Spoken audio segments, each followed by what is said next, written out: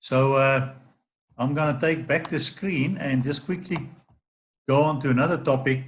Now, the stuff that Gavin do is so far advanced in terms of the technology, and we're happy to have him on board. But we still need to play a role to say, as fast as we bring people on board in terms of their businesses and do the right selling, and Gavin will assist us there, we also need to become very conscious of community. How do we build community? And in the foreseeable future, we will start looking at how do we train people to say, even with little WhatsApp groups, while we have to keep social distancing, but afterwards, how do we stay abreast of developments? And one of our guys, Robert, has created a WhatsApp group for his team, and they communicate quite regularly. And Sarah, I think you do the same.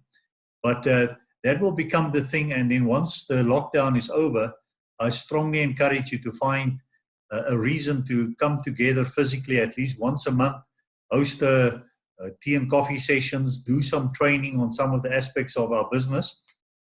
Because don't forget, even in spite of the crisis, we are busy with a legacy program.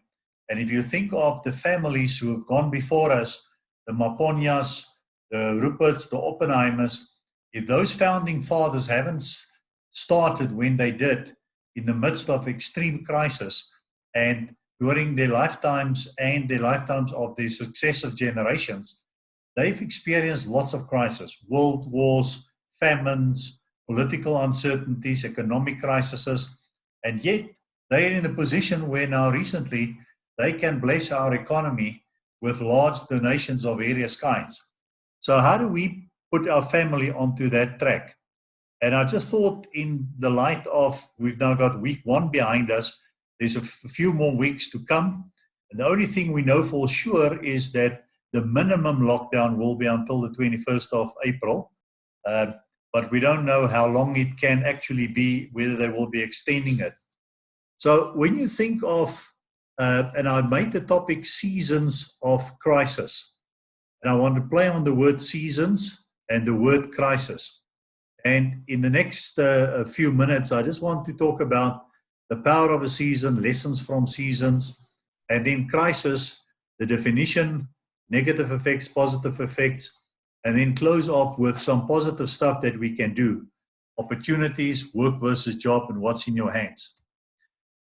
So I want to read for you from Ecclesiastic 3.1 to 3.8. To everything there's a season, and a time for every matter or purpose under heaven, time to be born and a time to die, a time to plant, a time to pluck up what's planted, time to kill and a time to heal, a time to break down and a time to build up, a time to weep and a time to laugh, a time to mourn and a time to dance, a time to cast away stones and a time to gather stones, a time to embrace and a time to refrain from embracing.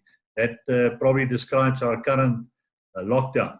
A time to get and a time to lose, a time to keep and a time to cast away, a time to rend and a time to sue, a time to keep silence and a time to speak, a time to love and a time to hate, a time for war and a time for peace.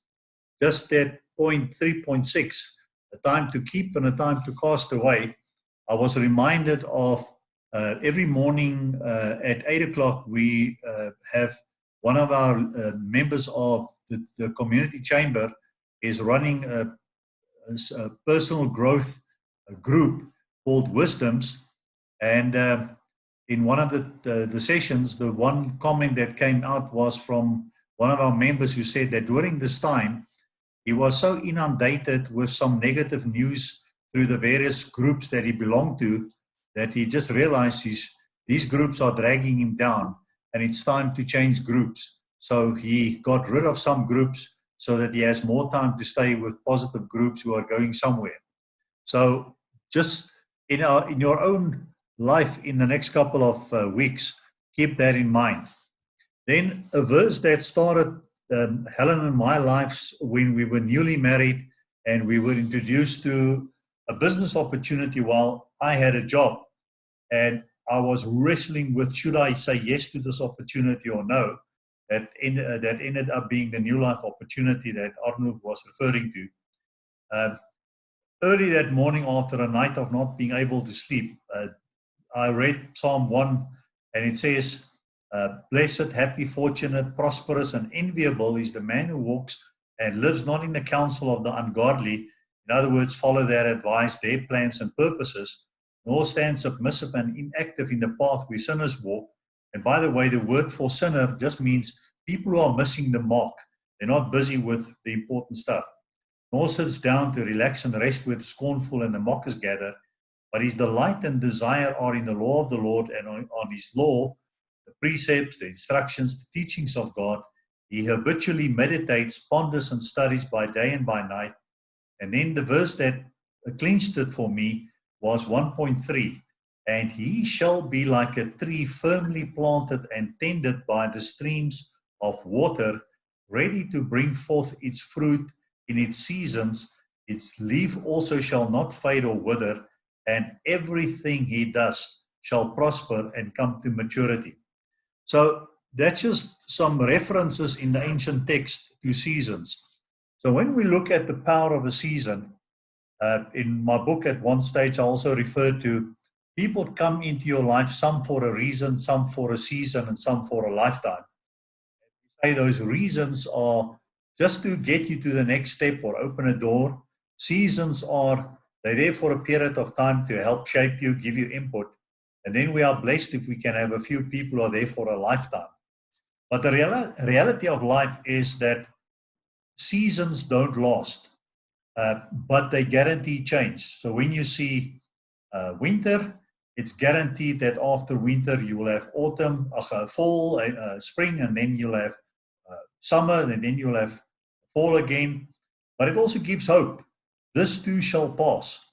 So that when it's winter and you shiver from the cold, it will get warmer. And when it's winter or summer and you see, shoot, this heat is too much, well, the cool times will also come. It's always temporary. And the best thing for you to do, think of a farmer who can't plant during winter, but he can sharpen his equipment. And the thing that we can do for this season is sharpen our own axe, sharpen our own skills.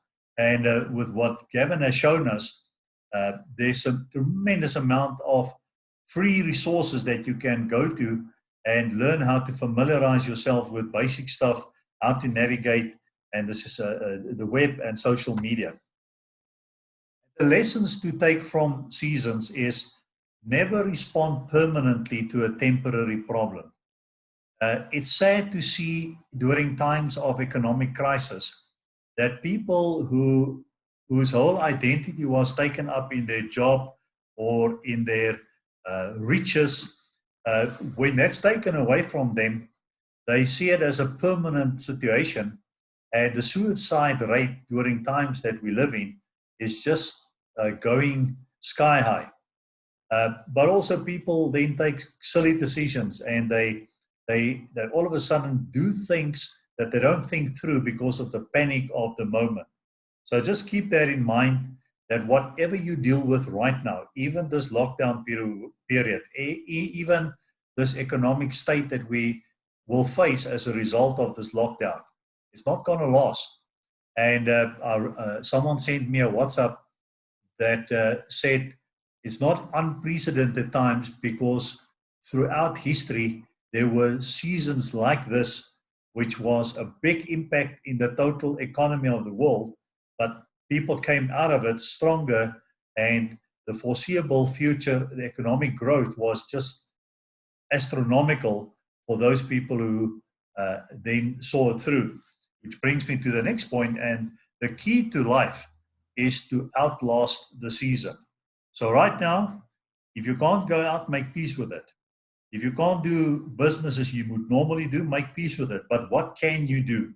So buckle down, start surrounding yourself with people who can speak positively into your life. Stop listening to the news. I don't know if I recommended it, but I recommend it again. Start listening to videos from Peter Diamandis, or just type in futurists in Google search or YouTube search, and start listening to people who are on the cutting edge of what is the latest technology and how we can benefit from it. But then also, grow your mind.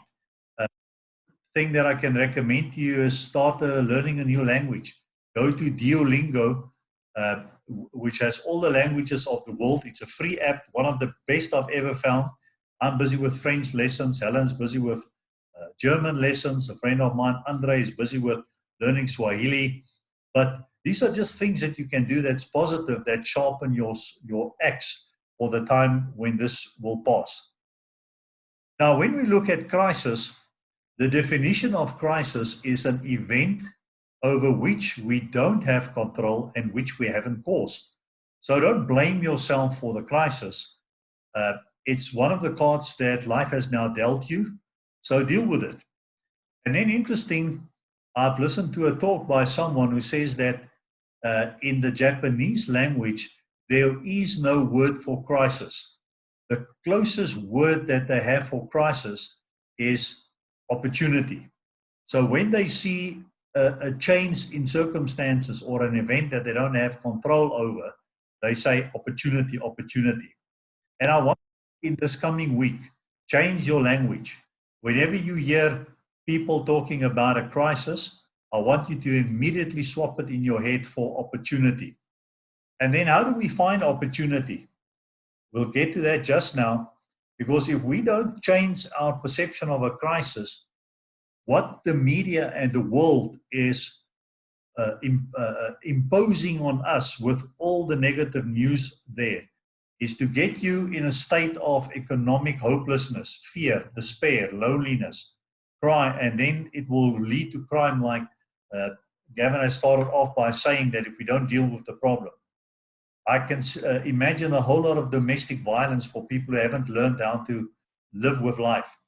A sense of loss, abandonment, frustration, trauma, depression, anxiety, worry, abuse. But crisis is not just negative. And I think all of us have already seen it around us that some of the positive effects of a crisis is there's a sense of unity. This is a big leveler. All of a sudden, we're all in the same boat. All of us, doesn't matter how well you've worked on keeping a good credit record, it's going to be very difficult to keep up payments if this lockdown lasts for a couple of months and you come out of this thing with an impaired credit record. So there's a sense of unity. We're in this together. Community. People start reaching out to each other.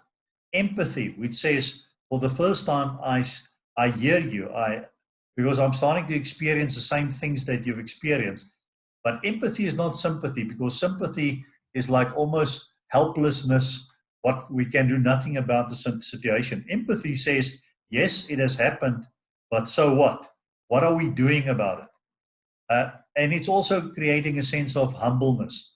People who've been arrogant, like they think they had all the solutions, all of a sudden, through no fault of themselves, their solutions or their sources were taken away from them. This is a time to simplify. And although you need to grow your minds in terms of all the technology out there, we need to start simplifying and say, what do we really need? And I don't know how people without a relationship with their creator can survive the times that we're in. So start working on your spirituality. There's lots of things that you can do on that one. And start doing things for the common good. Start planning, start the common good, starting with your family. And what this time is also giving all of us is a perspective of what's really important. And personally, I'm blessed with having all my family on the same premise. And although we're not in each other's face all the time, at least there's some stuff that we can do together. And you realize how blessed you are that you've got a roof over your head, you can sleep in a bed tonight, there's food in your stomach, and you've got your family around us. So what are the opportunities around us? So in this time, I want you to think of where you are and think of you in the context of your family and in the community, and then find a need and fill it. And needs, if you look at Maslow's hierarchy of needs, everybody, doesn't matter what period we're in, 100 years from now, 100 years before, people will always have physiological needs, so it's physical needs for food, water, sleep, shelter. And when those needs are met, they would have safety needs, personal security, financial security, health and well-being. And when those needs are met, they will have social needs, need to belong, need for friendship, need for intimacy, need for family. And when those needs are met, they will have strong needs for for esteem, need for recognition, for status, for fame, prestige, attention, for strength, competence, mastery, self-confidence, independence. And ultimately, when you've met all those needs, you're in a position where you can now give out to society. And that's called self-actualization, and we would call it in the gig terms as significance, where you can be significant. But all those needs are important. And the interesting part is the higher the needs are, the more people are willing to pay to have those needs met. Before the lockdown, people would pay hundreds of thousands of rand to go to a course by one of the famous teachers on how to improve yourself and things like that. So these needs won't go away, but start preparing yourself in times such as this. And if you haven't yet developed your gifting and skill, start doing that. Now, also, some people will lose jobs, but see it almost as you are now being released to do what's really your work. And what's the difference between work and job? Well, work is that which you are born to do. A job, you are trained to do it, and you can be trained for many things. And you are fortunate if you also like what you're doing, because that's what you were born to do. But it's necessary that you are wanting to keep being a job your whole life. We think of a job in terms of a career, whereas work is your life assignment. And work is permanent, where job is temporary. And for a job, you need certain skills, and you can always upskill yourself. But to do what you're doing in your work is a gift. And I'm just thinking of what Gavin has done before this session. And that's certainly his gift. I can upskill myself to learn how to do a website, but what he's put in the last 40 years is really just his gift. But each and every one of us have a gift. And if you refer back to the previous slide, see how your gift and the work that you're designed to do can be used to meet a need and to fill a need out there. And the last thing, and I want to finish with this, is to say the future is not ahead of you. It is trapped within you. So don't wait for things to happen. Look deep inside of you and say, what is this thing that the idea is just not going away? It's keep coming up. The dream is not going away. It keeps coming up because it's trapped within you, and it's going to keep worrying you and hassling you, because what's in you is needed by the world at large. So use this time fruitfully and unpack this gift within yourself and become the person that you're meant to be. And don't think of it as a crisis, but think of it as